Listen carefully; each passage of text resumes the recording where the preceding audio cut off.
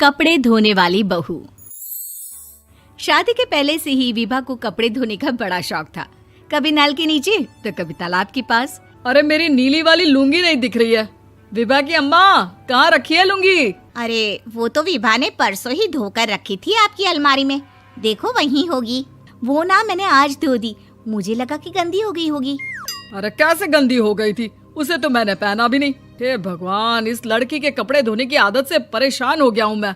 जितना तो घर में राशन नहीं आता, उससे कहीं ज्यादा डिटर्जेंट पाउडर का खर्चा है। इसकी शादी करवा दो, शादी जाए अपने घर में ही करे काम, फिर चाहे घर के कपड़े धोने हो या पूरे गांव के। हाँ ठीक बोल रही हूँ, देखता हूँ मैं कोई लड़का। वो दिन भी आ जाता है जब विभा को देखने लड़के वाले आ जाते हैं। लड़की मुझे अच्छी लगी।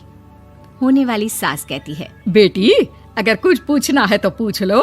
वैसे तो हमारी लड़की बहुत ही शर्मीली है, जो बोल दो वो मान लेती है, इसे क्या पूछना होगा। अरे कैसी बात कर रही हो माँ, मुझे इन लोगों के घर रहना है, सवाल तो कई है। हाँ हाँ बेटा, पूछ लो ना, क्या पूछना है। आप लोगों के घर कपड़े कौन धोता है? सास का मुंह बन जाता है। देखो, अगर तुम ये कहना चाहती हो कि तुम्हें कपड़े धोने नहीं आते तो सुन लो, कपड़े मैं ही धोती हूँ, लेकिन तुम्हारे आ जाने के बाद मैं रुमाल तक नहीं धोऊंगी। अरे चुप रहना भाग्यवान, बहू बेचारी घर आई नहीं, उसे डराना शुरू कर दिया। वो क्या है ना बिटिया, अभी तक तो ये कल्लू की माँ ही धोती थी, लेकिन अब तुम्हारे पापा तो दहेज में वॉशिंग मशीन देंगे ही। तभी विभा की माँ बोल पड़ती है, सवाल भी पूछा तो क्या। वैसे भाई साहब, मशीन की तो फिर भी कपड़े धोने की कैपेसिटी होती है। मतलब जो बिटिया दे रहे हैं ना विभा, इसे कपड़े धोने का बहुत शौक है। ये आप लोगों के क्या, आस पड़ोस गांव मोहल्ले सबके कपड़े धो दे और उफ तक ना करे। बाहर देखा नहीं आपने कितने कपड़े सूख रहे हैं? सब हमारी बिटिया ने ही तो धोए हैं। बस भी करो ना माँ, शर्म आ रही इतनी तारीफ सुनकर। और तो और एक दाग निकाल कर दिखाओ तो मान जाऊं। हाँ अच्छा, माफ करना बेटा, मैंने गलत समझा। हमें तो रिश्ता बहुत पसंद है। और ऐसे जुड़ जाता है रिश्ता कपड़े धोने का शौक रखने वाली विभा का। उसकी शादी हो जाती है कोयला फैक्ट्री में काम करने वाले कल्लू के साथ। शादी के बाद अचानक विभा चिल्लाती हुई सास के पास आती है। सासू माँ, अरे सासू माँ कहाँ है आप? ये तो धोखा है, धोखा दिया आप लोगों ने मुझे।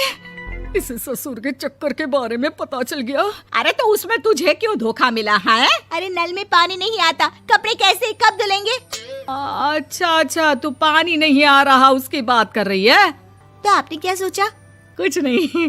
अच्छा, तेरी माँ ने कहा था कि कपड़े धोने का शौक है तुझे, याद आया मुझे। शौक बोलकर कपड़े धोने वाले मेरे जुनून को कम ना आके सासू माँ, कपड़ा धोना मेरा गुरूर है। तभी पति भी वहाँ आ जाता है। अभी मैंने इसे सनी देओल की फिल्म दिखाई है, उसी के डायलॉग मार रही है माँ। अच्छा सुन, साफ साफ बता रही हूँ, पानी सुबह 4 से 6 और शाम को 10 से 12 आता है, समझी? विभा टाइमिंग सुनकर हैरान हो जाती है। ये क्या भूतों का मोहल्ला है? सुबह 4 बजे उठकर कौन कपड़े धोता है? 4 बजे टंकी में पानी जाता है, फिर सारा दिन धोना ना, किसने मना किया? अरे कैसी बात कर रही हैं? 200 लीटर की टंकी में कितने कपड़े धो लूंगी मैं? सुबह ही उठ जाऊंगी मैं। अब क्या था, विभा सुबह 4 से लेकर रात के 12 बजे तक कपड़े ही धोती रहती। एक रोज सास पड़ोस से निकलकर कहीं जा रही होती है कि साथ वाली कहती है, हाँ कल्लू की माँ, जरा ये बताओ कि 2 साड़ी है, 2 ब्लाउज और एक पेटीकोट और एक नाड़े वाला लंबा कच्छा।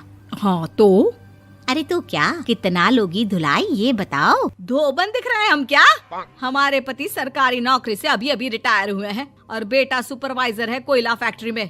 धोबन समझ रखा है हमें? हाय रे कल्लू की अम्मा, माफ कर दो, वो तो मोहल्ले में यही सब बता रहे थे कि तुमने बहू को कपड़ा धुलवाने के काम में लगा दिया है। सास को पड़ोसन की बात सुनकर गुस्सा आ जाता है। वो घर पहुंचती है जहां घर के बाहर ही इतने सारे कपड़े सूख रहे होते हैं जितने कि किसी धोबन के घर पर। अरे ओ कल्लू की दुल्हन, बाहर निकल। माँ जी यहीं आ जाओ, बाथरूम में चादर धो रहे हैं हम। अरे अभी हम धोते हैं, तुमको बाहर निकलो। ये आस पड़ोस वाले बोल रहे हैं कि हम बहू से कपड़े धुलवा कर उसे कपड़ा धोने वाली बना दिए हैं। अरे छोड़ो ना माँ जी, किन लोगों की बातों में आती हो? आस पास के लोगों का तो काम ही होता है कि वो किसी तरह सास बहू को लड़ा दे। बहू सारे घर के कपड़े धोती है, ये क्या कम है? बोलिए। सास को भी लग जाता है कि वो बहू का ये सनकीपन नहीं छुड़वा सकती, इससे अच्छा है कि खुद ही चुप हो जाए। एक रोज सास और बहू मंदिर जाते हैं, जहाँ सास की साड़ी वहाँ खड़ी भीख मांगने वाली से मिलती है। माँ जी क्या बात है, आपकी साड़ी उस भिखारन से कितनी मिल रही है ना? हाँ हाँ, देखो तो दोनों की साड़ी मिल रही है। क्या बात है कल्लू की अम्मा, तुम खुद को तो अफसर की बीवी बताती हो और ऐसी सिंपल सी प्लेन साड़ी पहनकर घूमती हो। सिंपल और प्लेन नहीं है ये साड़ी। तो क्या सोने के धागे से फूल बने हैं? कुछ भी सासू माँ, कुछ भी। हाँ, बने थे इस साड़ी में सोने के धागे से फूल। मेरे पति लेकर आए थे मद्रास से स्पेशली मेरे लिए 10,000 की। ताहे भाई साहब इस भिखारन के लिए भी सेम टू सेम साड़ी लेकर आए होंगे 10,000 की। सास उस वक्त तो कुछ नहीं कहती, लेकिन बहू के साथ घर आती है और अलमारी से एल्बम निकाल कर लाती है। ये साड़ी देख रही है, ये वही साड़ी है जिसे मैंने अभी पहना था। इस साड़ी में ये जो चमकदार फूल दिख रहे हैं ना, ये सोने के धागों से काढ़े गए हैं। लेकिन तू लोकल वॉशिंग मशीन ब्रश से घिस घिस कर सारे फूलों को निकाल कर साड़ी प्लेन कर दी।